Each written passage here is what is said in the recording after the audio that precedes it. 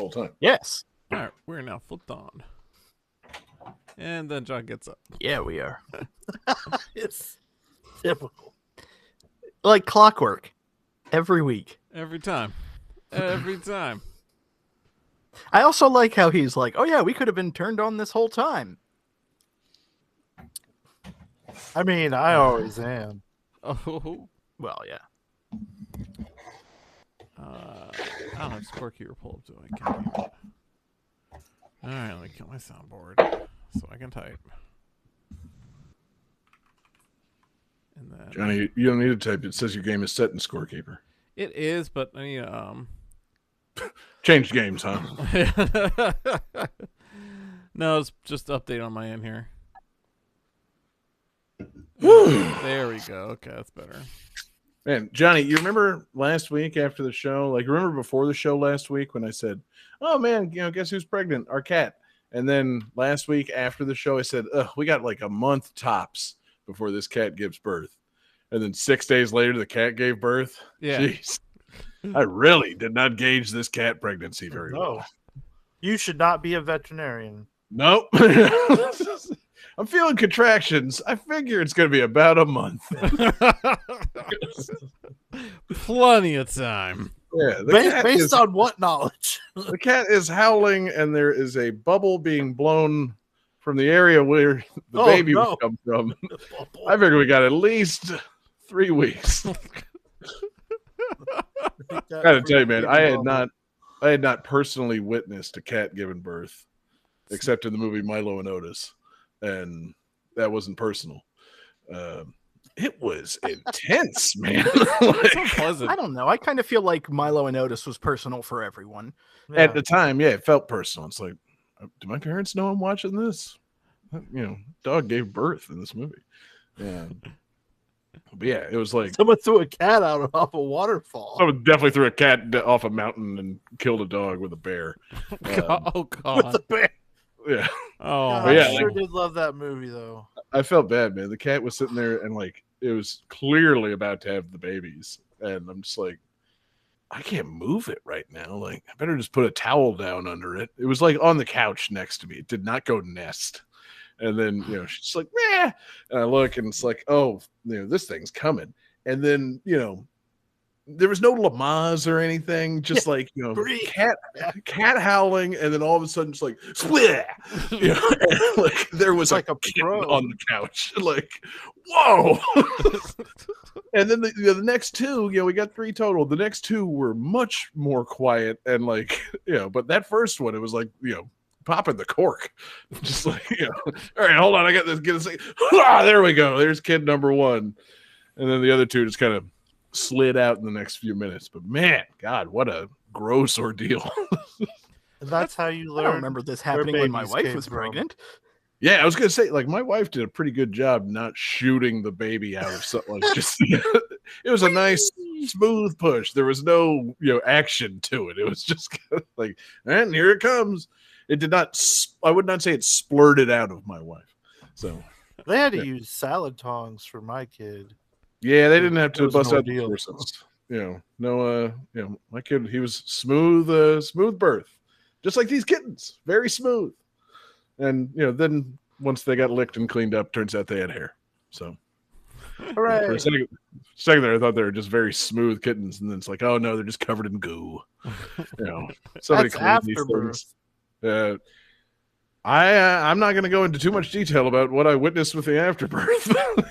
Jesus.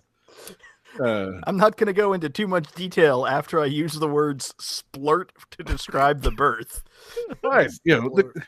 I thought the cat was, the mama cat, I thought was grooming the kittens. She was, licking them, and I knew, she's cleaning them off. And then at some point, the licking transitioned to chewing. And, apparently it's perfectly natural for them to eat it all. Well, probably like legit like supplements, like minerals and stuff they lose while doing the whole birth thing. Yeah, you probably got a lot of nutrients back that way. Amniotic stuff back in. Yeah. It's fucking gross. Yeah. I've heard some people like to Like, people like to take the placenta from their own kid's birth and like fry it up like an omelet or something. Yeah. Yeah. You freeze it and then you eat it after the first year. Just let me know when we're good. Yeah. We're good. We're good, David. Oh, David's too good to talk about the miracle of life. Yeah. All right. Jeez Louise. Yeah, let's start the show. All right. Abort them all, David, right? John, are you ready? I said let's start the Jesus, Jesse, what? Jesse, are you ready? Oh, I'm born ready. David, are you ready? Yes. All right. 5, 4, 3, 2, 1, go. Welcome to Game That Tune.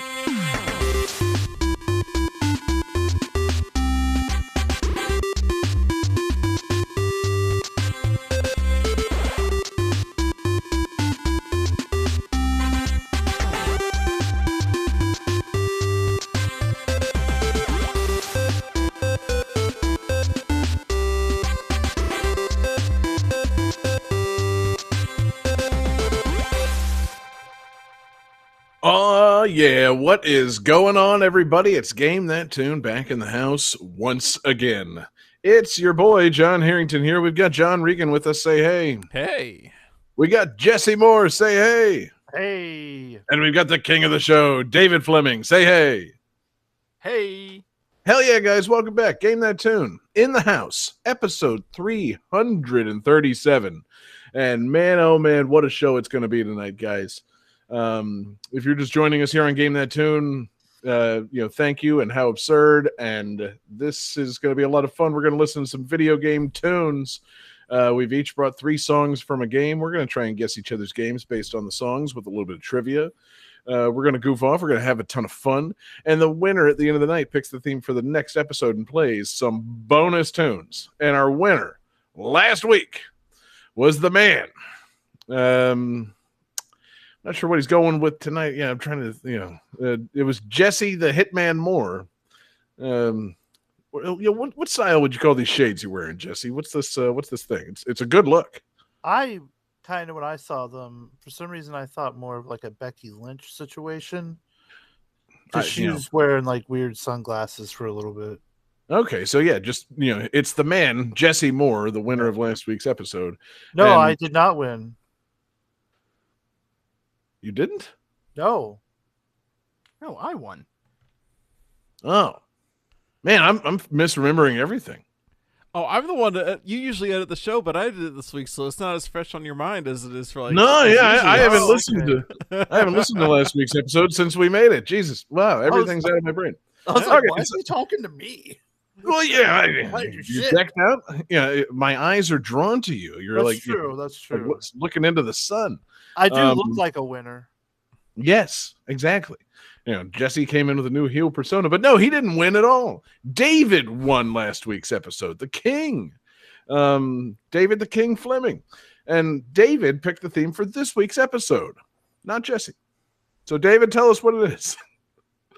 The theme of the episode is cooperative games.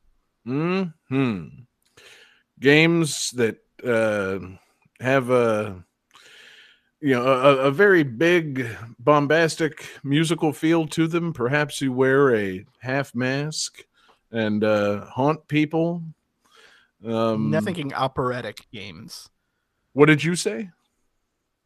Cooperative. Oh, okay. Oh, is it games that are like too small to be like a town? So it's just like a town incorporated or something? Unincorporated games. Unincorporated games, yeah. Yeah. Indie games is what they're called, David.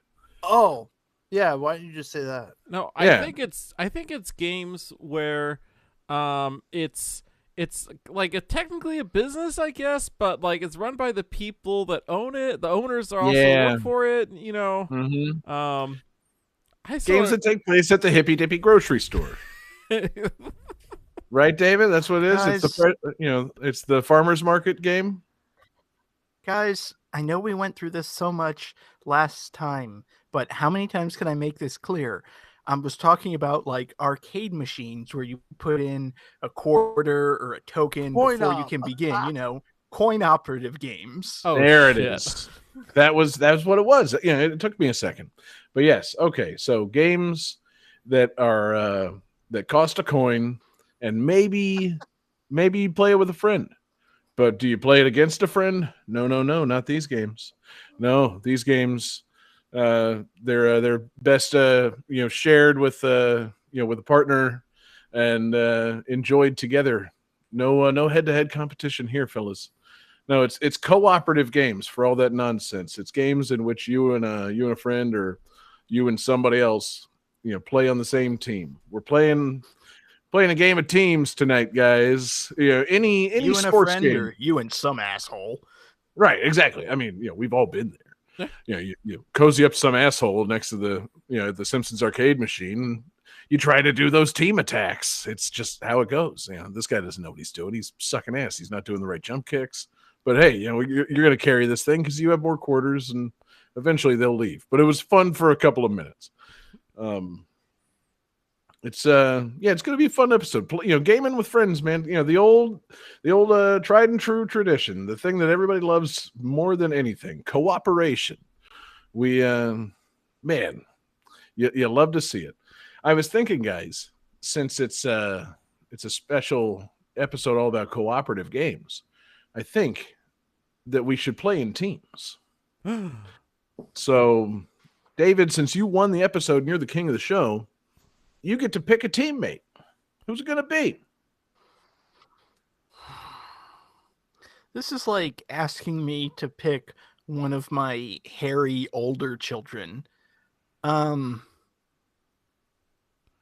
damn if I'm not drawn in by those shades. I'm going to pick Jesse. All right. Look at that.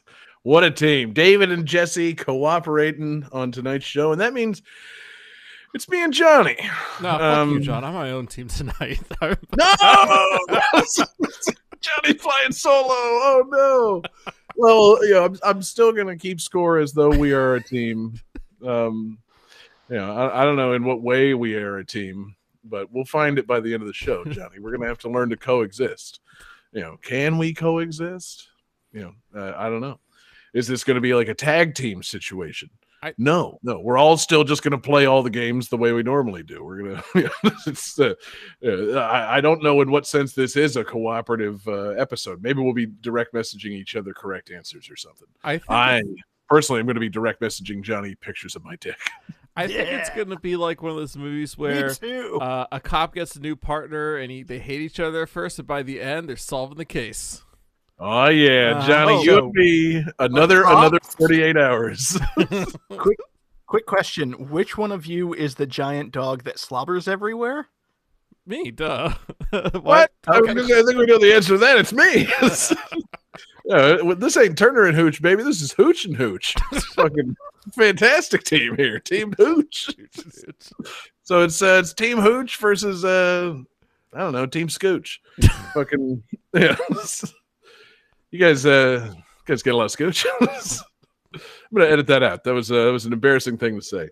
But what we're gonna do is play Game That Tune. So Johnny, my man, my teammate, I trust you to start the show with Game 1. Game 5. Game 1.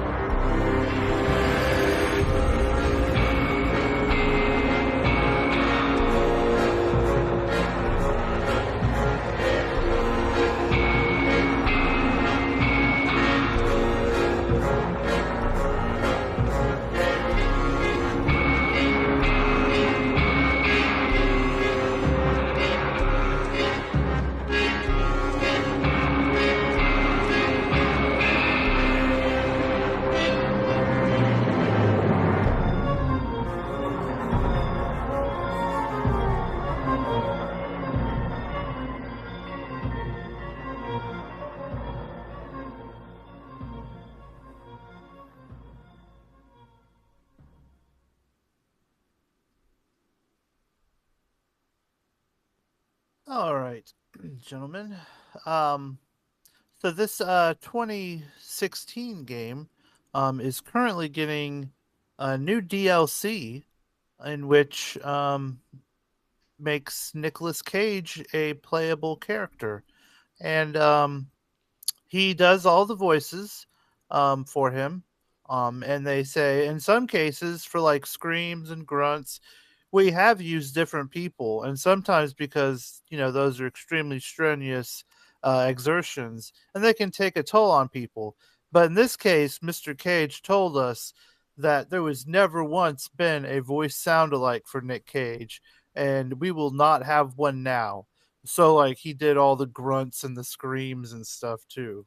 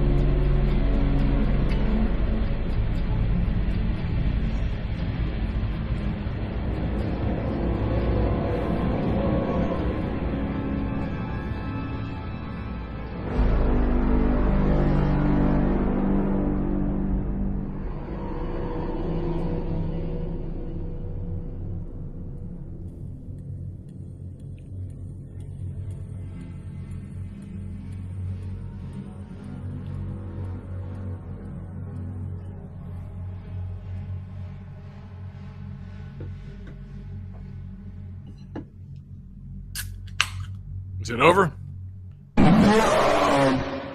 Oh my god. Fuck. Oh, hell, I just realized Jesse and I are on a team, so I can't give joke answers. Fuck. I mean, we don't know how the points are being calculated in that case. Yeah. Oh, okay. Who really knows? Right. Calculating computer could have something like different that we don't even know. Yeah. Let's see some answers. It's basically us versus the calculating computer. Mm-hmm. Oh, and everyone get that hat trick button because you guys escaped the killer with Dead Before Daylight. Oh wait, god damn it. Welcome to No, Game god Match. damn it. We're on fire tonight. Jesus. So I take it back. All You right. guys aren't Team Scooch. You're Team Spooks, man. That was some spooky shit. What the fuck? Yeah, very spooky. You really got me with the jump scare at the end of that fucking song. Yes. Yeah, that was good. The hell? So yeah, this is Dead by Daylight. Okay, which, I'm sorry. Dead by or Dead Before? I seriously mistyped it, I think. Dead by. Dead by. Yeah. All right. And so this is one of those asymmetrical multiplayer games. So it's like you have a team of 4 people, and they're trying to escape the team of 1 person, um, who is the killer. And so like the survivors are like going around and trying to like fix these generators and stuff so they can open up this door so they can escape. And so they're like all over the area, and there's different areas. There's a lot of like outdoors cabiny, like going camping type situations that you would see in like old slasher films. But there's like hospitals and like weird churches and stuff too. So there's a variety of different horror themed settings, and then the killers are all like different like killer archetypes, and then there's some that are just guest characters more or less. Like you got like let's see I was gonna say, examples. like, they actually Mike, have these characters. It's not just like, oh, it's M. Myers and it's a guy in a white yeah, mask. no, it's actually Michael Myers. Okay, dope. They have then they have like Bubba Sawyer from Chainsaw Massacre. Yeah. They have Teddy Luger. yeah, Freddy Krueger. No, Freddy Krueger's in this. Okay, good. The fucking Demogorgon from Stranger Things is in it. Dope. Not the rapper, but Ghostface is in it. The guy from Scream. Okay, well, I honestly so is think they could have done both. Nemesis from Resident Evil's in it. Fucking Pinhead from Hellraiser. Albert Wesker. The lady from The Ring. And like there's a whole bunch of just like basically theme. Like you got this fucking fucked up clown looking guy, you got the crazy doctor person, you got like the weird like redneck trapper guy. So there's like all these different archetypes too. Oh, Pyramid Head is in this fucking game. Yeah, That's did I pretty hear cool. besides Nicolas Cage, is Slipknot getting DLC for this? Yes, they're getting It's like I learned of that by also learning that Slipknot is still a thing. Like, yeah, you're gonna get like costume pieces and stuff for them. So wild. like you can like there's like different survivors. They're I don't know as much about the survivors until recently with the Nicolas Cage thing, because that just sounds crazy. A lot of people were saying that they would rather Nicolas Cage be the killer, which yeah, that would be cool. But it'd still be cool to be the survivor. I think Ash is a survivor in the game. And so Okay, we're that just was like, okay, yeah, sorry, go for it, David. I was going to say that was going to be my question. Is Nicolas Cage being one of the survivors, or is Nicolas Cage as Dracula from Renfield being added as a killer? Unfortunately, that would have been amazing. Survivor. But does Nicolas Cage, besides like Dracula, does he really play like a bad guy in anything? I feel like that doesn't really happen. The Color of Space, he ends up being kind of bad. I have no idea what that is. Oh, that movie's fucked up. He like turns into this weird alien thing in a barn and like kills his family. It's fucked up. Oh, okay. Yeah, it's based on like an old Lovecraft story. What if it was Nicolas Cage? Spoiler. What if it was Nicolas Cage's Ghost Rider? Yeah. Bring that shit back. Pre-MCU, baby. Fucking, he does the penance stare to all these fucking killers. I'd play that. What if it was Nick Cage from Raising Arizona? Mm-hmm. Yeah. Or Elvis. Ooh, Nick Cage from Con Air. Yeah, I was about to say the whole Con plane. Air. Yeah. Put the bunny in the box. But if they did Nick Cage from Con Air, they would also need either Ving Rhames or fucking John Malkovich DLC to go along with it. Like Cyrus the Virus needs to be in Dead by Daylight. Yeah. Anyway, but it's a neat game. Like you have different abilities that you can use, or different like tools and stuff as a survivor. Like one of the funniest thing though is just how powerful the flashlight is in this game. Like you just shine it at the killer's eyes and they're like all fucked up for like a good like 10 seconds, enough for you to get away. And it's you're thinking, you're like, fucking Michael Myers isn't gonna let a flashlight fuck him up. You're dead. Like I mean, if he's used to operating in the dark, Yeah. and somebody shines like one of those million candle power flashlights right in his eyes, it might fuck him up good. You know, Maybe. I've done that to like raccoons that were eating the cat food on my back porch. You put a big light on them, it fucks them up, man. Yeah. So, Michael Myers basically a raccoon. So, I mean, in a lot of ways. yes, exactly. Just kind of scurries about and gets into mischief. He's got thumbs that he can use to open things. He's basically a raccoon. Where the mask is the key thing. Right. Mm-hmm. Raccoons and Michael Myers, famous mask wearers. I mean, you're right. I know I'm right. Yeah. Jim It's Carrey. airtight, baby. Throwing Jim What if Carrey Michael there. Myers? What if Michael Myers was just a bunch of fucking raccoons in like a person suit? God, I would watch more of the Halloween movies. That's for sure. Yeah, be pretty fucking embarrassed for Jamie Lee Curtis. He got punked out by a bunch of raccoons in That's the big reveal in the last movie. They just skitter away. Takes off the mask. Yeah. Oh, I forgot my brother was a bunch of raccoons. Is he even my brother anymore? I don't remember the plot of Halloween movies. Yeah. How did you forget I don't that? think so. I think they retconned all that. Yeah, that sucks.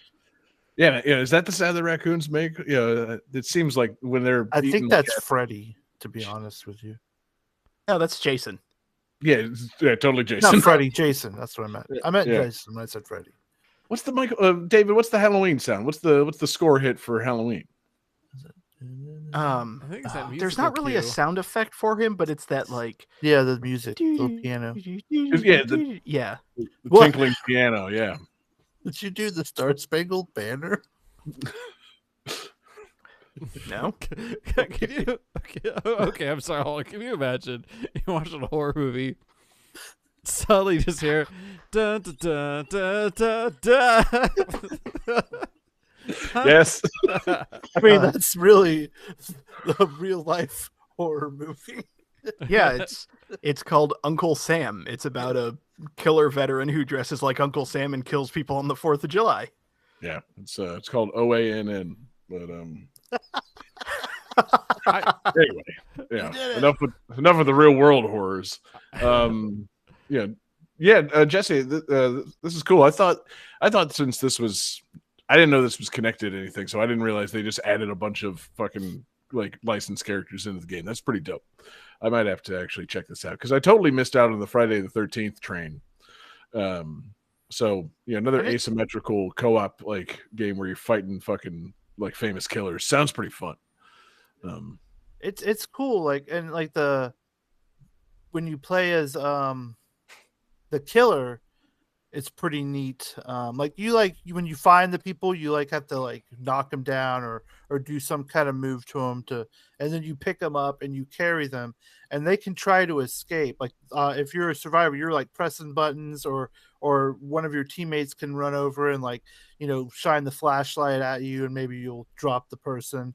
But if you don't drop them, then you put them on a big hook.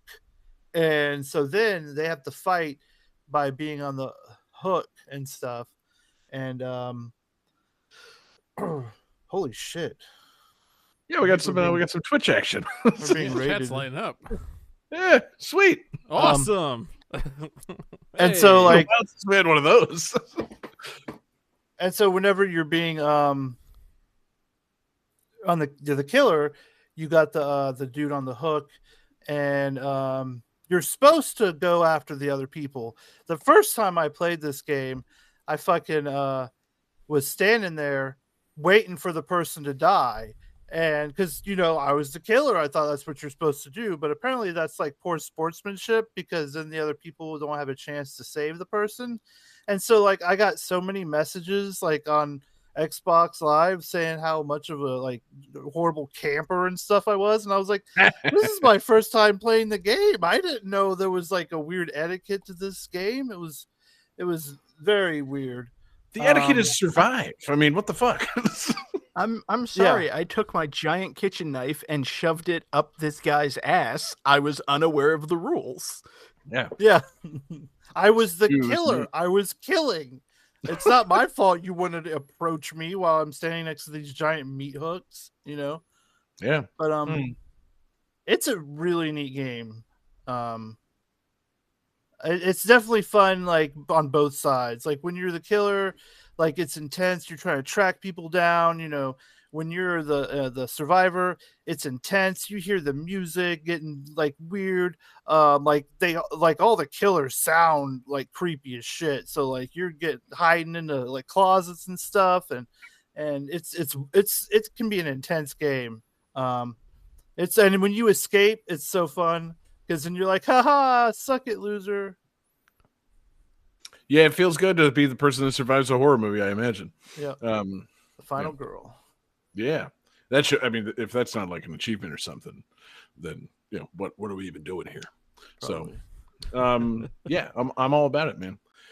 Jesse, anything else on DBD? I'm just gonna shorten it before I fucking say it again. No, that's it. It's Hell definitely yeah. good. Game 2.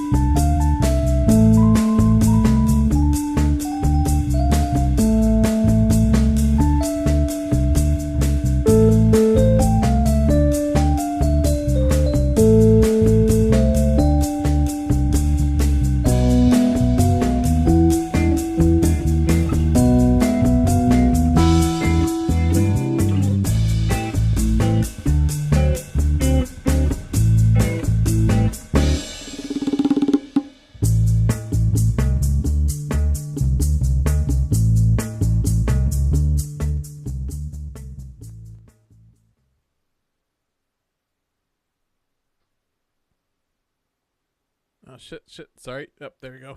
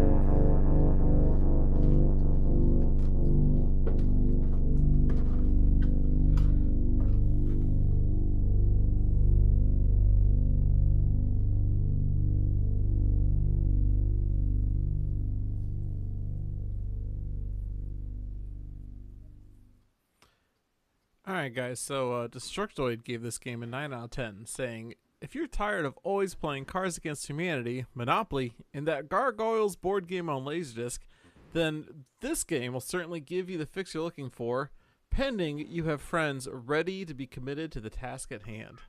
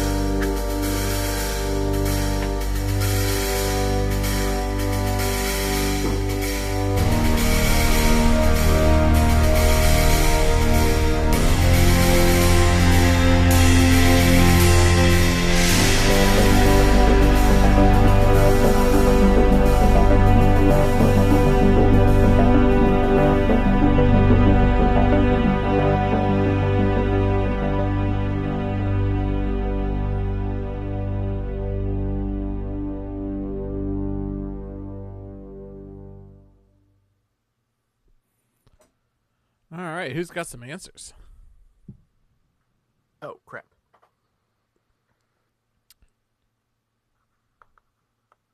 I'm gonna change. I'm making that last song shorter to mess with everyone. Classic. Yeah, thanks for that. Classic move. All right, let's see here. Oh, Jesse knows what I want. All right, so Jesse wrote marathon, which is incorrect. David wrote apples to apples, which is always incorrect. And John drew a penis, which is also incorrect. This is keep talking and nobody explodes.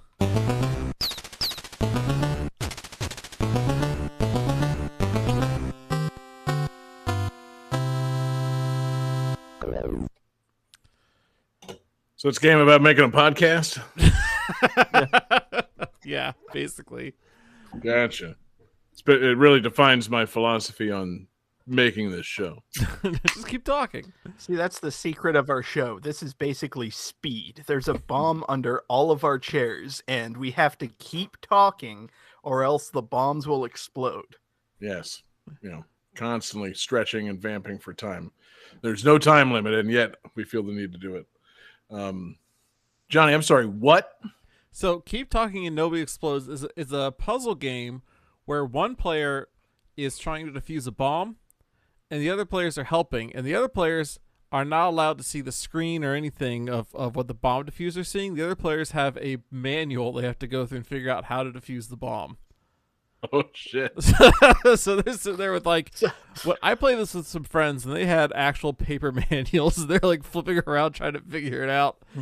And basically your bomb is like a collection of puzzles, more or less, right? And you can do things like flip the bomb around, like there's some things on the back and tops and sides you got to deal with. And so there'll be like a section where there's a bunch of wires that have been cut. And they'll ask, okay, well, all right. So what's the serial number, on the thing? Blah, blah, blah. You shout out to them like, oh, okay, flip, flip, flip, flip. Like, okay, Yes. is the blue and yellow wire connected to terminal 4? Yes. Okay. Go ahead and connect this wire. It's like that the whole time. And the music. I know the bomb isn't actually going to explode, but I still have so little interest in doing this game. This sounds terrible. Oh, dude, it's so And I'm intense. Go ahead, David.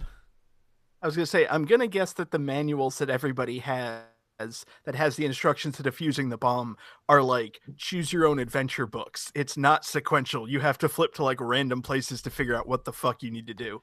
Not totally random. It is divided up into each module or whatever. But again, it's written like a manual. It's not written like, here's what you got to do. It's like, oh, here's what this should look like. But if it doesn't look like that, then check out this page. Like it's. No, I'm not into this. I'm trying to think of a game that sounds less appealing to me. Yeah, it'll be how about a game in which you build IKEA furniture, but there's no manual? Oh no. Yeah, I'm really trying to think of like a more stressful sounding and less fun experience. Yeah. So basically, what I'm hearing is this is our next group stream. Yeah. No, this is what we're going to be doing from now on. This is now a fucking, bomb diffusing stream. God. This sounds great. Let's do it. As long as I get to be the guy diffusing the bomb. I don't want to be the guy reading the manual. I don't really usually sweat when I play video games, but this sounds like the kind of thing where I would begin perspiring immediately. Just no. It's like so low stakes to be the one diffusing the fake bomb, but to be the one trying to help the person diffuse the fake bomb. No. That sounds stressful. Don't care for that. And does all this insane shit too. Like, there's a puzzle that has both like a text display and it'll have some text on the top and then label on a button, and you have to read what the word on the top is, and they're all homonyms.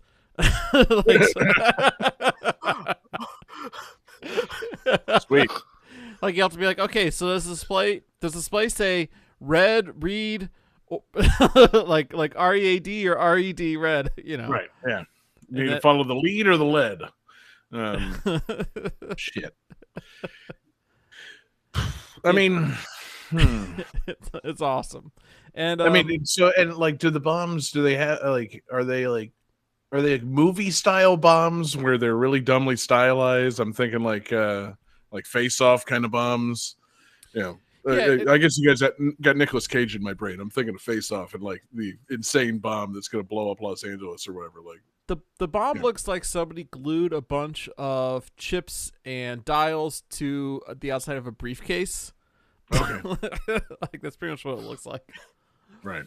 So yeah, what would happen if you carried it into an airport? The briefcase with all the little buttons and stuff on it. I don't think that would go well. I think I'm pretty understatement sure of the century.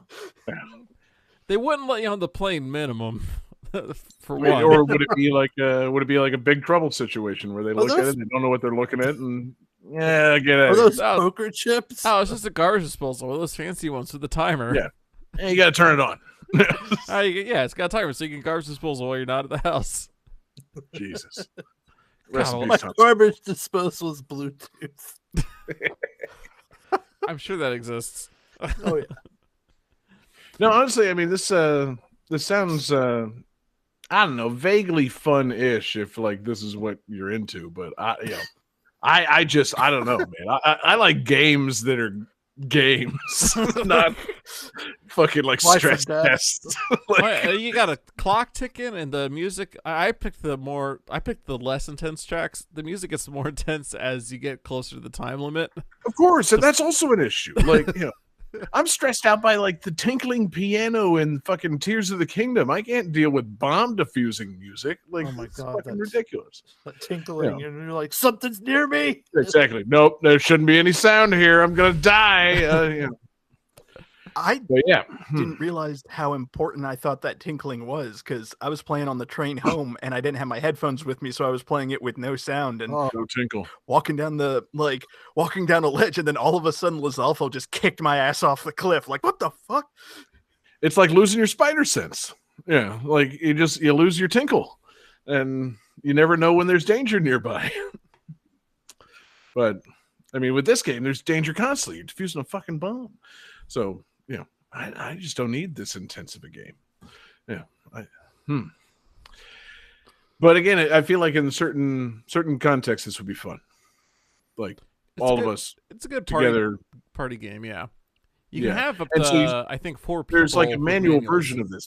There's a non-video game version of this that you have to play at some point, or. Yes, there's an actual bomb version. But you said you saw people playing this with actual paper manuals. Yeah. So you can, you can get a PDF of the manual and print it out if you want. Nerds.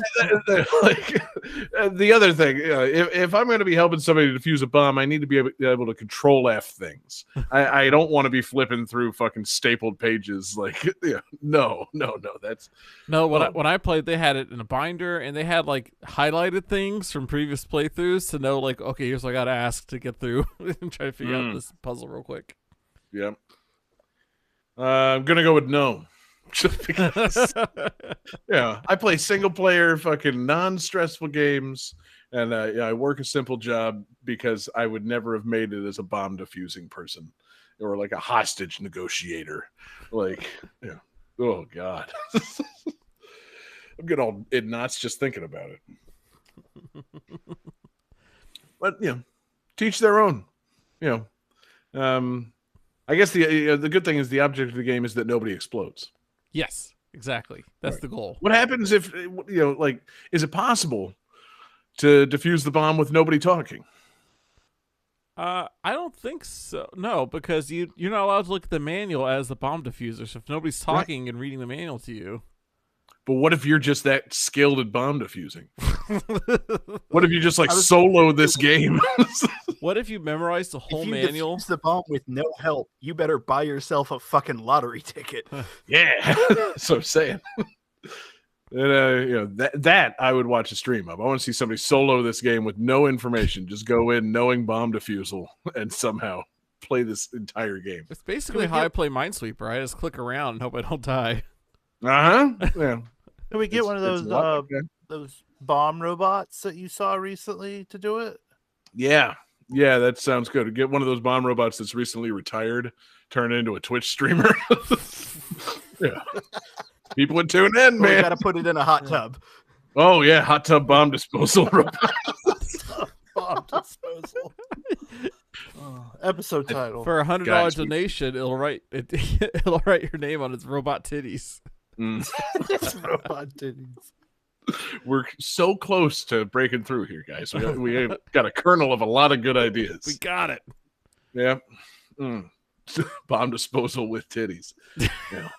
So close to getting monetized. Johnny, anything else? No, that's all I got. Good. Game Yeah, 3.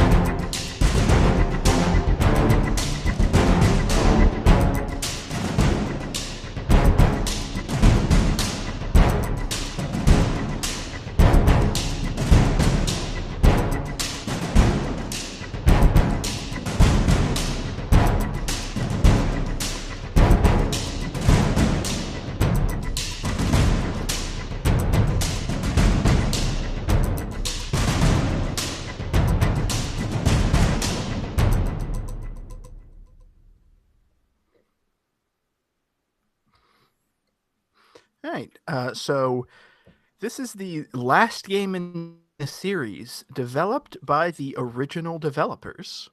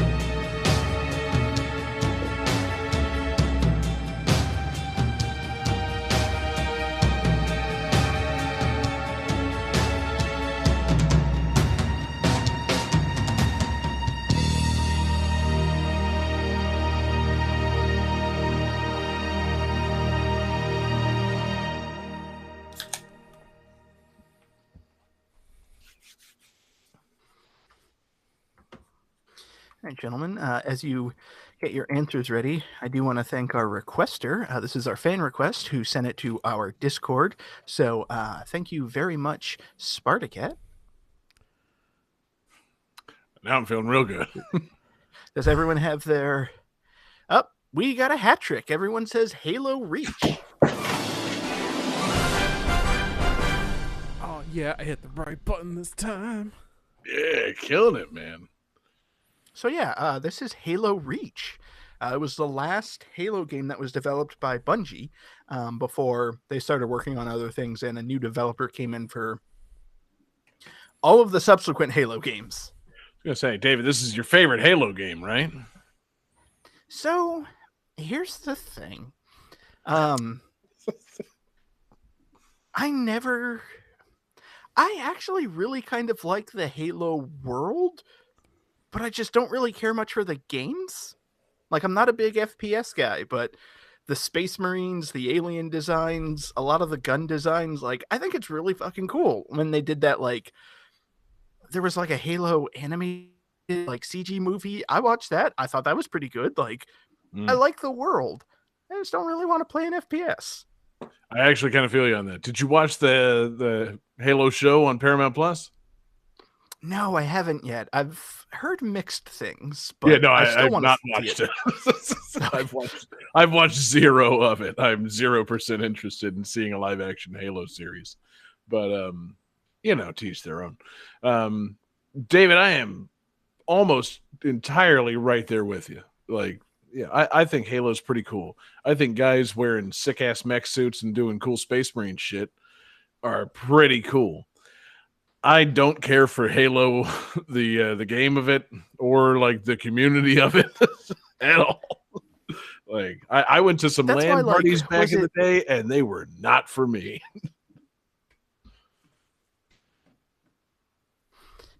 Was it DOA 4 on the 360? One of the Dead or Alive games had a Spartan, like a female Spartan that you could play as. I thought that was fucking awesome because that was in a game that I would want to play. But yeah, I never got into the Halo series. Dude, Johnny, yeah. I feel like you've played Halo? A little bit, but before we get into that, could you play as the Spartan in like one of the Dead or Alive beach volleyball games, or was it as like a fighting game? No, it was the fighting game. Oh, Well, but the question really, I mean, like, we talking to Spartan with titties here? Because like that sounds great.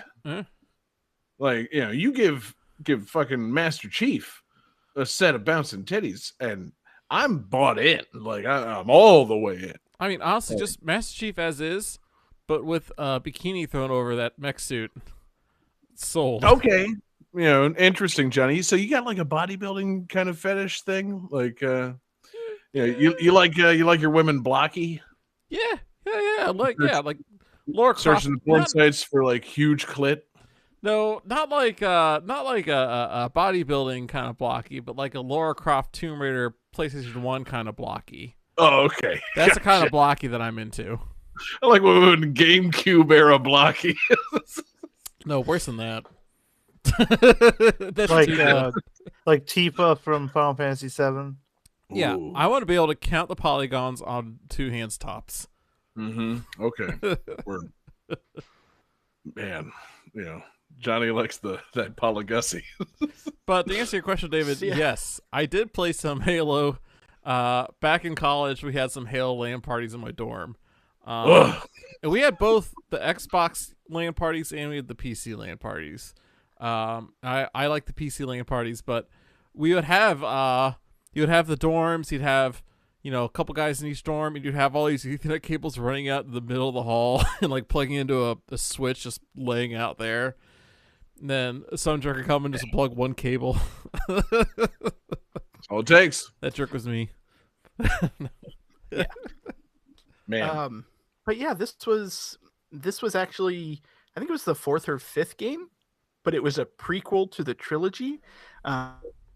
You didn't play as Master Chief, you played as a new character, and it still had the multiplayer, but what made this one special was the entire single player campaign can be played cooperatively. Like, you have your main Space Marine, and then there's like 3 or 4 that help you out, and your friends can jump in to play as them. So you can play as the whole story as a full squad unit. It's like, that's kind of cool, especially for that like military style game. Yeah. You don't do a lot of lone soldier shit in the real military, I assume. Maybe you do. I don't know. I didn't join the military, but maybe it's just nothing but heroes over there. Everybody's just a bunch of Master Chiefs over there in the Middle East. But what? I'm just, maybe that's what it is. Everybody's just some fucking awesome solo badass. But no, I think you probably rely on others. So yeah, a Halo game that you can play cooperatively with a group of friends. That sounds good. Sounds great. Makes sense. Yeah, I got nothing else to say about it. I mean, I was gonna say, like, Johnny, I was kind of counting on you because I know you've played Halo. Yeah, they're fine. I was really disappointed when the first Halo came out because it was made by Bungie and they previously were known for making Mac games. I believe Halo originally was going to be a Mac exclusive, and then they got bought by Microsoft and it became an Xbox and PC thing. God, can you imagine a different world in which Microsoft does not buy Bungie and Halo comes out to zero fanfare in 2001 for Macintosh? Yeah. Like, oh my God, what an alternate video game history that is. It begun with Halo 1. Can you imagine that, Johnny? I imagine that by now Microsoft would be in a similar position of totally losing the console wars, and the PlayStation 2 might have just been so huge that it crushed Nintendo completely at the time. Like, as it was, they had to divide their efforts and focus on crushing Microsoft as well. They had to start shipping PlayStation 2s with modems to compete with Halo and Halo 2. But if Halo never came to the Xbox, then you're talking about a system that was being sold with Blinks the Time Sweeper. And, it's just destined to fail, baby. So, man, funny to think about the road not traveled. I'm so excited about Bungie's like all new project Marathon that's coming out. Yeah, I'm sorry, what? It's like they think that nobody's paying attention. Like, we have an all new game. It's called Marathon, and there's like 5 guys like you out there going, "Hey, hold on, you can't fool me." I may not have played Destiny, but I still play Marathon. Oh man, Destiny's pretty good. Destiny's dope. But yeah, man, Halo, kind of cool. So what's the reach about it, David? What is it that you're trying to reach here? I definitely didn't get that far in my research. Does your character lose an arm and they get some kind of fancy new arm that allows them to the Ultra Reach? Super Reach. Can they like stick things together with goo and twist them? Plasma grenades stick, so that checks there it out. is. Is this a Tears of the Kingdom prequel? That's really my question. Is that going to be the big reveal? Is one of the Sky Islands in Tears of the Kingdom going to turn out to be a Halo? You get to play as the Covenant guy for a few hours. God, just wait till Hyrule gets flooded. It's going to be. Oh no, not the flood. Yeah. Oh man. Not talking about Wind Waker, baby. I'm talking about the flood. Yeah. I was going to say we've done flooded Hyrule. It was awesome. Yeah. Oh, different floods. Yeah. That's a good crossover. Halo, the Wind Waker, and Hyrule with the flood. I'd play both of those games. Fucking Master Chief and a squad sailing around in little talking ships, and fucking Hyrule dealing with murderous aliens. God, imagine 2 flavors of crossover perfectly. A bunch of guys in Spartan armor jumping into a boat.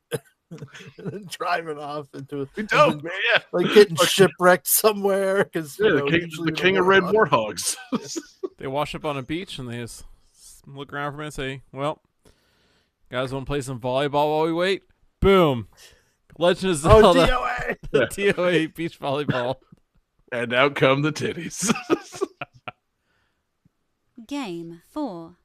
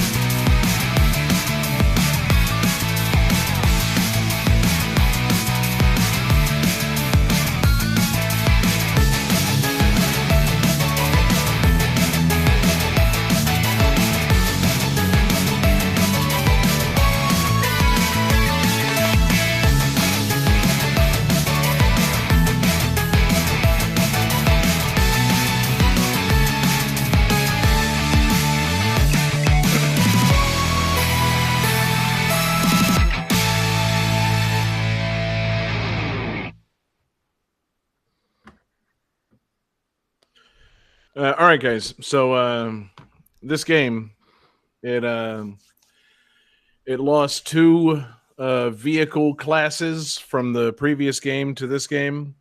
It lost characters from every other franchise except one franchise from the last game to this game. But it did gain cooperative team gameplay, including slingshot boosting, skim boosting, and team-based ultimates.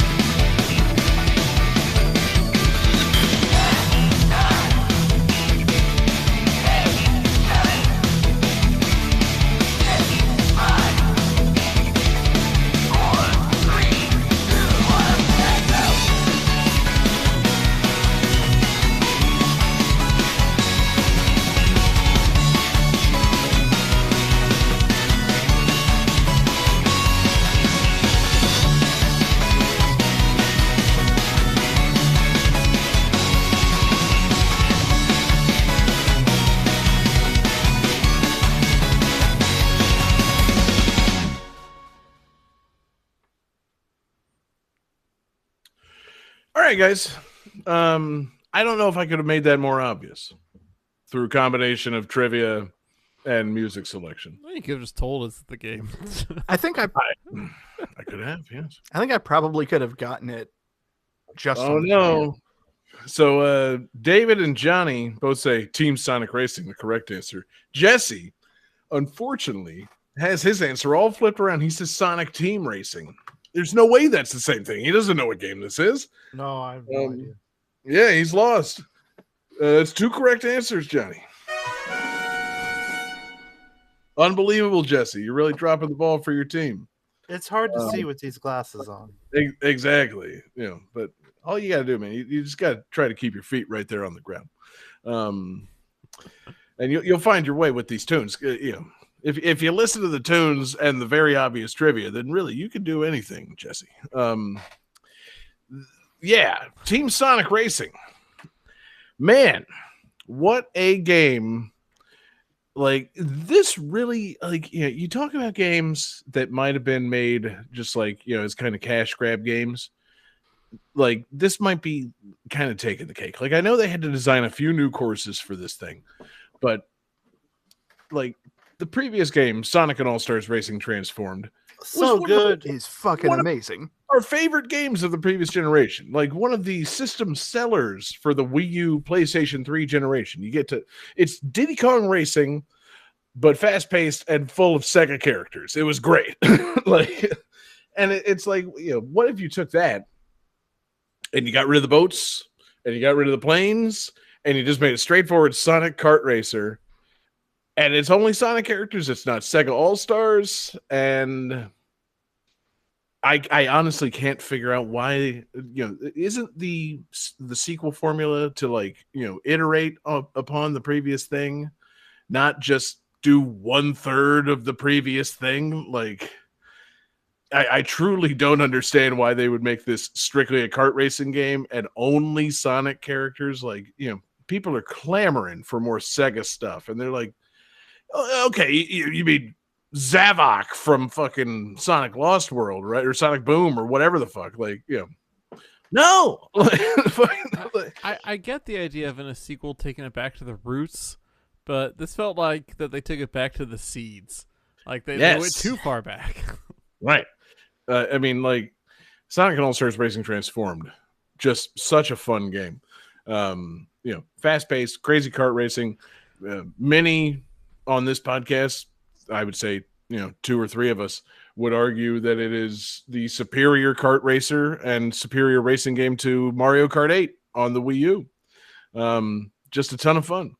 And then it's like, hey, what if we made that, but it's all cars, and somehow let's work a team mechanic into it. Let's do co-op racing. Not the best idea. I kind of support it, but like, I can't imagine a situation where like I'm going to have like a crew that wants to play this game on the reg. Like, it's there's a kernel of a good idea in there in making a team-based racing game where like, your team does the best and scores points, and like you got to look out for your buddies. But I'm not sure how you actually make it a compelling game. Like, it makes more sense in like NASCAR in reality than it does in fucking a racing game on a fucking like Nintendo system. I don't know, but I do kind of, this game shouldn't be. It shouldn't be a new game. It should be a new mode. Like, this is just a new mode in the new Sonic racing game is what it should be. Like, you should have a team thing where, you get fucking like extra boosts from, slipstreaming your own teammate. You get extra boosts from, you can like pass by your teammate after they've been hit by an item and hit a boost to give them a little bit of help. And you can donate your item boxes to your teammates. There are good ideas in here, but not making a whole game of it. And it's just it's wild to me. Like, this game upset me so much because I played the first Sonic and Sega All-Stars Racing on the Wii, and it was fun, but it was kind of like limited. Like, they had a lot of Sega characters, but not a lot of different Sega tracks. It was pretty much like Sonic, Billy Hatcher, and I think Jet Grind Radio, and like that was pretty much it. And then Transformed came out. The tracks were amazing. The soundtrack is amazing. All of the new racers, I was like, this is awesome. And I remember watching an interview with the developers, and they're like, so what are you going to do now? And they're like, oh, we're not really sure. We don't know that we want to do another racing game. Maybe we'll try something different. Like, we'll do like a fighting game. And I specifically remember them saying like, yeah, maybe we could do like Sonic and Sega Brawl Stars, which is a game I have wanted for a very long time. Please. Then I find out they're making another racing game. I was like, okay, well, let's see what they did. It's all Sonic. It's all cars. It's like, no, not only are you not making the dream game, but you're taking a giant step backwards. Dude, yeah. I mean, Sega Smash Bros. Would have been the fucking move. Like, if you're not going to make a crazy batshit super transformed racing, Sega Smash Bros. Was the move. Like, you fucking, you reestablished all these weird ass characters in Sonic and All Stars Racing Transform. Like, okay, you got your Sonic and your Tails and Knuckles and Amy and Eggman, and yeah, it's mostly Sonic. But then you got your fucking Joe Musashi. You got BD Joe from Crazy Taxi. Like, you got the fucking Space Channel 5 characters in there. You got the fucking Jet Grind Radio characters in there. For some reason, Wreck-It Ralph and, IndyCar racing human being Danica Patrick are in there. Yeah. Like, what the fuck, man? Like, yeah, there's like, that's the thing. It's like, okay, so this game was great, but there's also a bunch of Sega characters that went unused. How is there not a Streets of Rage course? How is there not more than one Outrun course? Like, so take all these ideas and carry them forward into a Sega Smash Bros. Yes. Carry them all into a new Sonic and All Stars Racing Transform sequel. Yes. Do nothing but Sonic tracks and it's just kart racing? Nah, okay, no, miss me with that. And I think they did. Because eventually it's like they couldn't give this game away. I don't know if you guys fucking look at the game section at Target, but they just bundle this in with Sonic Mania now. Like, Johnny, let me ask you something. As the Sonic boy around here, what are you willing to pay for Sonic Mania? What's Sonic Mania worth? About $20. Okay. Yeah, I mean, now since it's an older game, maybe like 10. Okay, but okay, say it's brand new. Sonic Mania is here, and you want to show your support for Sega. You're paying $20 max because $40. Although I think was it only 20 when it came out. I don't think it was an expensive game. See, I think 40 with the DLC is good. They sell a bundle of Sonic Mania and Team Sonic Racing, which no one wants, for $30. Yeah, and it's more than worth it. Like, Sonic Mania with the DLC and the new characters, great. Team Sonic Racing, I don't know. I'll try it once, but like, See, that to me sounds like buy Sonic Mania, like Sonic Mania Plus for $30, get all of the new features, plus this extra mode where you're in a totally different game playing a racing game. See, if they had styled this like Sega 16-bit style, I'd be into it. But no, it is its own game, and it's a failure on its own merits. If you were introducing a new proper sequel to Sonic and All Stars Racing Transformed, one, what new vehicle mode would you bring in? And then two, what's like another character you'd bring in? I would bring in just running on the ground like in Sonic R as a new vehicle.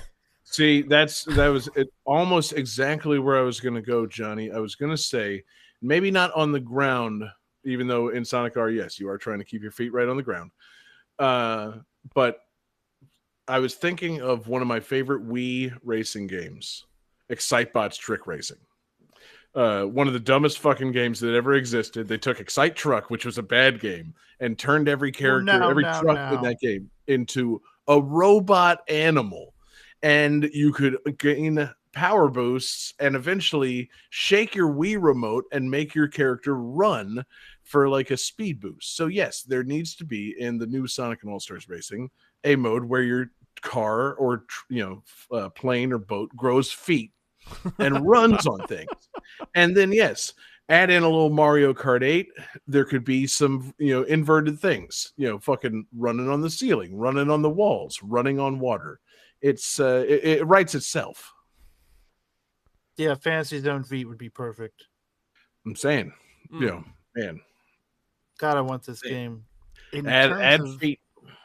In terms of characters, I really wanted to see Blaze Fielding from Streets of Rage driving a cop car. See? Yeah. A stolen cop car. Well, yeah, say, exactly. Yeah. All cars are bastards. Or not even that, just driving the cop car that was your backup in the first game with the fucking like chain gun rocket launcher on the top. Yeah. Yep. But like, we need Vector Man. We need Comic Zone. Oh man. Echo the Dolphin. Mm-hmm. Yes. How is there not a Sonic and All Stars Racing Transform type stage centered around Echo the Dolphin of all things?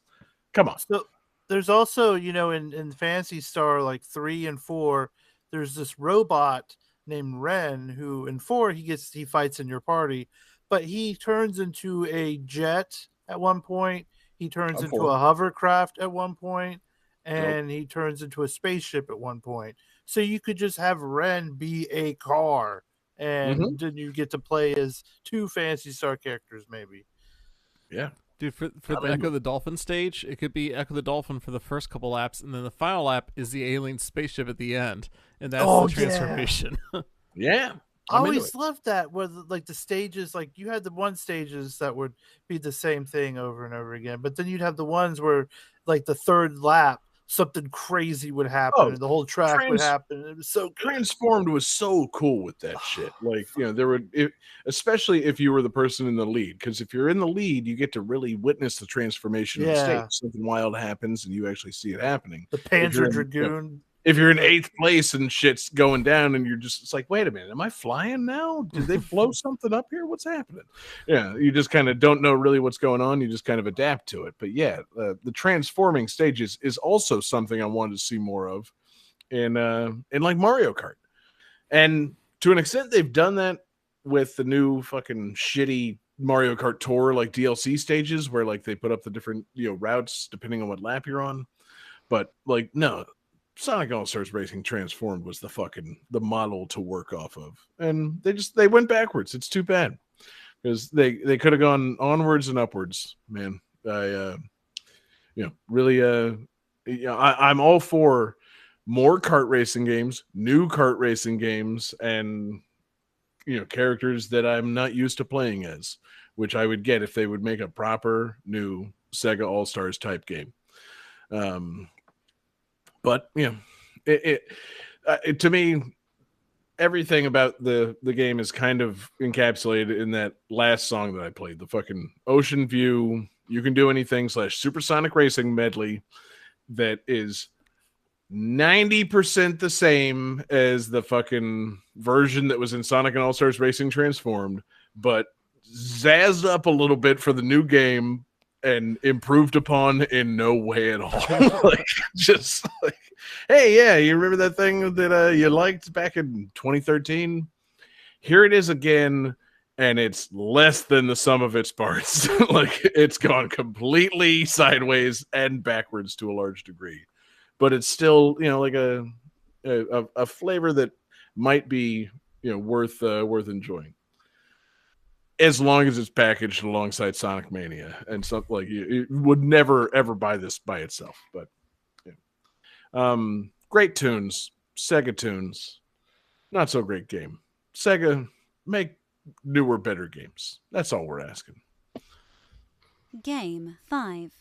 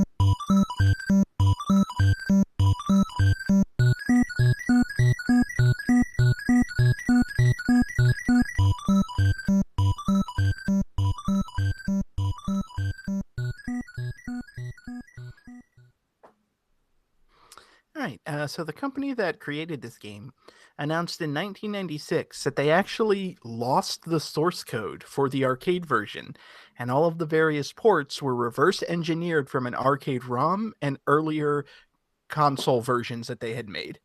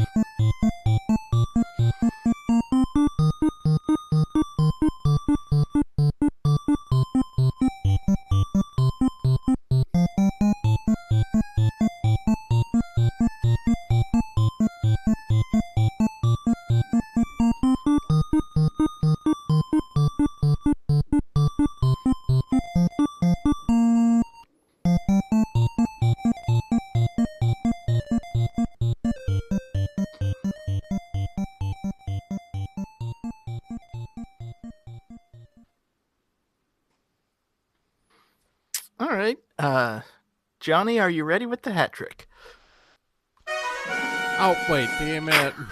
Damn it! Not yet. Ugh, story of my life. Here's their answers. Premature hat trickulation. What? Everybody got this correct and said Bubble Bobble.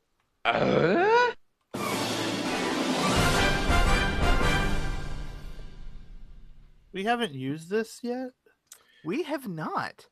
And I believe the reason we have not used it is because everyone assumed there weren't 3 songs in it. And I gotta be honest, those 3 songs was a stretch. Yeah, I was gonna say, yeah. It's impressive that you worked this onto a show in which you have to select 3 songs, but once that last song started playing, I of course was like, wait a minute. As Jesse said, we haven't used this. I know we've apparently used Rainbow Islands, the story of Bubble Bobble 2, and we've used Bust a Move, but no, never Bubble Bobble. So well done, David. You've brought an arcade classic to the show. You know, it was funny. I decided to use this game, and I was like looking up trivia and everything, and reading about it. I saw I think it was the Wikipedia page, was like, it's often called one of the greatest video games of all time. And I thought about it. It's like, you know what? I can't think of anyone who's like, oh yeah, Bubble Bobble is the best game ever. But everyone kind of universally agrees, yeah, this game's fucking great. Like, on the list of like top 20 games of all time, I don't think this is in the top 5, but maybe in that like 15 to 20 range. Yeah, I'd probably put it there. I don't know. I mean, like, it's a classic. Don't get me wrong. But, like, is it really one of the top games of all time? I'm not sure it is. Like, it's a fine game. It's a fun arcade game, and it's got the cute dragons. But, like, It's no Burger Time. does it belong really in the discussion of best games of all time? Did it introduce some fucking fun mechanic? Did it Bubbles. introduce Trapping enemies in bubbles. enduring characters? Bub and Bob. And How? when was, David, off the top of your head, when was the last time there was a new game featuring Bub and or Bob? I actually want to say there's either a Bubble Bobble or Puzzle Bobble game that was released on Switch.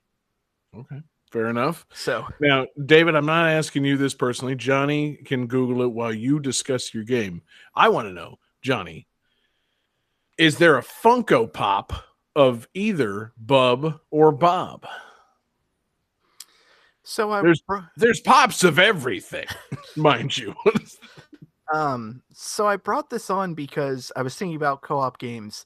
And co-op games on the NES were pretty rare. You had like Ice Climber and Balloon Fight, and eventually you got to stuff like Contra and Double Dragon 2. And Battletoads, made by Rare. Well, Teenage yes. Mutant Ninja Turtles 2 and 3. Yes. Mm-hmm.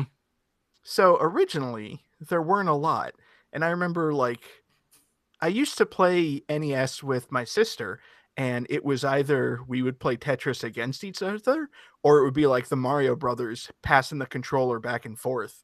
And there was a time where I rented Bubble Bobble, and we were like, wait, we can play together? What? No. It was actually really exciting for us as little kids, and it was a lot of fun. I mean, we didn't beat the game because of that fucking skeletal whale monster thing, but yeah, this was a fun ass game, and it's so cute, and it's so charming, and it has a great song. You know, I like I said, I wouldn't consider this a favorite game. I wouldn't consider this a best game of all time. But when you bring it up, it was like, oh yeah, Bubble Bobble's fucking great. I feel like we all know it because it was a simpler time. There were fewer games back then. There was a bit of a gaming kind of monoculture, and it's like Bub and Bob, Bubble Bobble, we're aware of this. It endures because it was there first. Was it necessarily worthwhile? I mean, sure. But is it in the Hall of Fame? Is in the echelons of greatness? No. Is anything made by Taito in the fucking Hall of Fame? No, of course not. Space Invaders. I stand by my point. No. Didn't they make Dig Dug? No, that was Namco. Boom. Right. Did you Who know made Burger Time? I think it was Data East. Actually, I don't know. Data East. Yep. Oh yeah. And yeah. The first time. Oh. I was about to yell at you about Space Invaders being a Namco thing until I realized I was talking about Galaga, and I kept my mouth shut. Did you know that there's you actually fucking idiot? there's actually a story to Bubble Bobble? Bub and Bob aren't dinosaurs; they're people that've been transformed into dinosaurs. They've been transformed into dragons, or into dragons. Sorry. And then in other games, they have human girlfriends because Right. they were humans. The end of the game, you get turned back into. Actually, Wait, I Is think that how we covered Bad that when Dragon came up? I think we discussed that when we talked about Bubble Bobble 2, or excuse me, Rainbow Islands, the story of Bubble Bobble 2. Because they realized, guys, we need to tell the story. We need to tell the origin of the bad dragon. And, these people were turned into dragons. Imagine that. And, years later, we all imagined dragons. God damn it, John. God damn it. So, have they ever done a cover of the Bubble Bobble theme? Is what I'm asking. Not yet. I'm so upset you have me thinking of Imagine Dragons. It's irresponsible of them not to have done it, right? If I'm imagining dragons, the first thing I'm thinking of is the dragons from Game of Thrones. And then after that, I'm imagining the dragon from Mega Man 2. And then you go a little further back than that, and I'm imagining the Bubble Bobble guys. And so, when I'm imagining dragons, these are the dragons I think of. I did want to bring up, because you reminded me with the whole human things. This game has multiple endings. If you beat it as a single player mode, there's a message that says the game is not truly over. Come here with your friend. So if you beat the game with 2 players, you see the official happy ending in which they both get turned back into their human selves and get reunited with their girlfriends and live on happily ever after. So this is a game where to get the good ending, you have to play with someone. I think the more accurate way to say this is the only way to get the good ending is to bring more money with you, to bring somebody with some quarters. That was the whole ploy here, was just to get some more quarters out of you and your friend. get a second person playing. That's at least one extra quarter. There'll probably be a few more to get to the end. They're doubling their profits, baby. Mm-hmm. Yeah, It's true. I'm so cynical. The first time I saw this game was in a Famous Amos, and I remember being Bag a of kid. cookies? No, I guess maybe it was maybe more of a Jacksonville place. It's a there was like 5 of them I remember around town. It was like a diner type place, like country home cooking stuff, like good breakfast, and always like if you were drunk, you would go there. That sounds night. severely local to Jacksonville. Yeah, and so like I remember going there one morning with my grandparents and stuff, and eating some like corned beef hash, and then be like, "Whoa, they have an arcade machine!" And as a kid, any arcade machine is immediately interesting to you. And so I was like, "What is this Bubble Bobble?" Put some quarters in. I was like, "Oh, this game's pretty cool." And every time I went into that Famous Amos, I would make sure to play some Bubble Bobble there too. So, Word, man. Just a cursory Google. Famous Amos brings up just the cookies. If you throw Jacksonville in there, there's 2 Famous Amoses left in Jacksonville, Jesse. Yep. You should go there and see if they still have Bubble Bobble. I think it was the one on Normandy that had it, and the last time we were there, they did not have it anymore. Now, David, I got a question for you. Yes. How much bubbles could a bubble bobble if a bubble bobble could bubbles? God. Oh, no. If I remember, I think the limit is like 5 or 6. Right. You got to keep these dragons hydrated in order to keep those bubbles bobbing. Wow, Johnny, that was a worthwhile. Thank you. I'm so glad we were able to work that into the show. Man, what a game, David! What a pick. A classic game that in no way warrants inclusion in the Gaming Hall of Fame. I'm just gonna say it, man. Like, hot take. Thank you. It's my responsibility as a fucking podcast host to drop pretty uninformed takes. And Bubble Bobble, to me, a game that totally exists and holds its place in history, but it holds its place in history like the teams that lost to better teams in the NBA Finals. Like, oh yeah, you remember Julius Erving? Yeah, he was great. He fucking, he had a cool windmill slam dunk thing. Did he ever win the NBA championship? No, he did not. Sixers suck. Hey, yeah. Oh, damn, I'm sorry. Johnny Sixers over here. Johnny Sixers. There's the episode title. Sixers Jones over here. Yeah. I'm really happy to bring this like fun co-op game that you play together for a common goal. You're not fighting against each other or anything like that. And one that I have a lot of nostalgic memories with my sister about. Oh yeah, that's cool. Fuck this game. Hey, not at all what I'm saying. Who knew? A stone cold classic that does nothing excellently. That's all I'm saying. Yeah, it could describe so many games. Like, hey, yeah. Google, define backhanded compliment. Yeah, baby. Who knew Bubble Bobble was such a controversial game? Jeez. Yeah, man. It's a real lightning rod, man. It's got us polarized, man. It's divided the show. These dragons. Into 2 teams. Yeah. So you're either Team Bubble or Team Bobble. Yeah. So it's time to pick a side, guys. But also, Johnny, it's time to activate the calculating computer and take us home. Calculating computer activated. Computers. Beeps. Beeps. What the heck? Scoring complete. This game's winner is...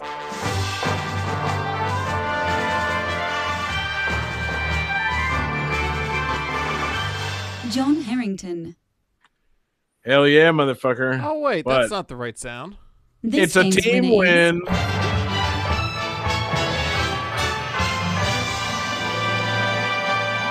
John Regan. Yeah, boy. It's a team win. Team Hooch defeats Team Scooch. And so now What- we're going to do the double dragon thing where the two of you have to fight each other to figure out who wins, right? Oh, yes. Absolutely. Because there's no way. There's no way that Johnny and I could ever agree upon a theme for our next episode. You'll have to do a No. lip sync challenge. Oh yeah, that's going to work out real well with our connection speeds. How to make me lose a challenge? Fucking, make it timed in any way. Yeah. So Johnny, great job, man. Thanks for being on my team. Hey, yeah, thanks for having me on the team. Happy to be here. Yeah. So we thoroughly kicked the ass of David and Jesse. Not even close. 7-4. A thorough ass whooping.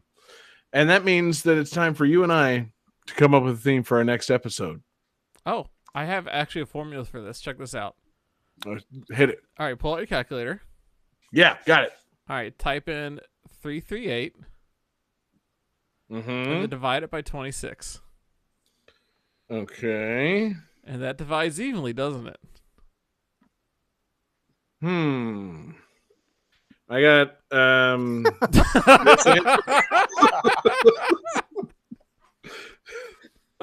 but yes, more accurately, Johnny, you're fucking right. Next week is episode 338. 338 divides evenly by 26. Every 26 episodes, as per the Game That Tune charter. Johnny, unfurl your foreskin and read us the charter. All right. Oh, Let's see here. what was the sound? Is That is the sound worst your foreskin? unfurling foreskin sound Mine's I never have done ever that. heard. Let's see here. All right, let's see here. Paragraph 420, section 69. It says that every 26 episodes, we do a redo episode. Hell yeah. Good. The Game That Tune redo. One of the only traditions that we've upheld throughout the entirety of the show. Every 26 episodes, we redo games from previous episodes. We revisit things. So, yes, it's going to be a fantastic one. We're going to look back on some games that we previously used. It's So- not a clip show. It's not. Although I would consider making it one now that you've said that. Why haven't we done a clip show before? They're God. called the 100 free play jingles. I feel like if we continue the show and we make it to 26 episodes of redos, then the 26 needs to be just recycled footage. And it should not even make sense. We're halfway there. It'll be Exactly. the 13th redo. Wow. The 13th Game That Tune redo, guys. What a time it's going to be. So prepare accordingly. Bring games that have previously been used on Game That Tune for next week's episode. Fantastic. I love it. Johnny, you did it, man. You fucking carried this team tonight. Thank you so much for this excellent victory. You're welcome. And David and Jesse, thanks for playing. And to everybody watching with us, thank you everybody so much for watching. Thanks for tuning in. We got a great crowd tonight. I know that not many of them are left, but we had a fantastic raid. Thank you everybody that stopped by. We're live every Wednesday night. We're on Twitch, we're on YouTube, we're on Facebook. Search for Game That Tune. You can check out your podcast devices. We're in your podcast devices on Tuesday mornings, GameThatTune.com, or anywhere that you get your podcasts. We appreciate you guys listening. Rate and review and subscribe into our podcast. We love you guys so much. Thank you to everybody checking out Patreon, patreon.com/GameThatTune. It's the home for awesome exclusives. We've got Game That Tune Gems, where we take a look back at music from games released 30, 20, and 10 years ago. We've got Game That Tune mixtapes. We've got movie nights. We've got all kinds of fun stuff that is supported by the activities there at patreon.com/GameThatTune. And we appreciate everybody checking us out and supporting us there. We especially appreciate the support that we get from our absurd fans on Patreon. I am, of course, talking about excuse me. I'm, of course, talking about Daniel Perky, Taylor Y, Sam L, Phoenix Tier 2121, Beast Pond, and the Kerrigan, a fantastic group of Patreon Absurd fans that we appreciate every week. Want to give a shout out to our requester. David took the request, and it was from... I certainly did take the request. The request came to us through our Discord from Spartacat. Yep. Spartacat, thank you so much for the request. Discord is a great place to make the request. Check the show notes. You can also make your requests at GameThatTune.club, our fantastic social media server. And that's going to just about do it. So, guys, it was a team show. That means we're going home with team bonus tunes. Johnny, you have the capability to play 2 songs at the same time, right? I do, but fun fact, you and I actually picked the same bonus songs. You got to be kidding me. So I think we just play the one and call it a team effort here. I promised everyone 2 bonus songs tonight, Johnny, so you're going to need to come up with something. All right. We'll talk for a second while I find something. So Johnny is going to tell us what his bonus tunes are for tonight's show, and that's all I'm going to say about that. Awesome. All right, so my bonus tunes tonight are 9-Bit Expedition from the Dust Force soundtrack, which is a pretty cool, chill soundtrack from a pretty cool indie game that came out about 10 years ago or so. That's good. And that will play, and then it will roll directly into my bonus tunes, which tie directly to our discussion tonight of Team Sonic Racing and how Sonic and All-Stars Racing Transformed was the superior game. And if you know me, you know exactly what song is going to play. And we love you guys. Peace out, everybody.